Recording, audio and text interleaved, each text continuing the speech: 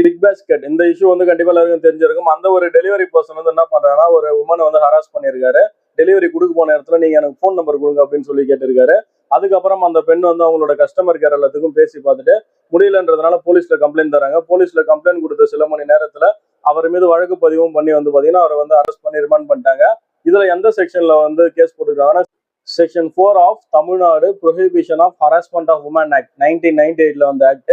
இதன்படி வந்து பாத்தீங்கன்னா ஒரு பெண்ணை கோயில்லையோ பீச்சிலையோ பார்க்லயோ அப்புறம் வந்து பொதுவா பப்ளிக் எங்கெங்கெல்லாம் கூடுறாங்களோ அந்த இடத்துலயோ தியேட்டர்லயோ மால்லயோ education institution bus stand railway station or any other place எந்த இடத்துல வந்து ஒரு பெண்ணை யாராவது ஒருத்தவங்க ஹராஸ் பண்ணாங்க அப்படின்னா அப்படி பண்ற நபர்களுக்கு எஃப்ஐஆர் போட்டுட்டு செக்ஷன் 4ல வந்து பாத்தீங்கன்னா பனிஷ்மெண்ட் கொடுப்பாங்க.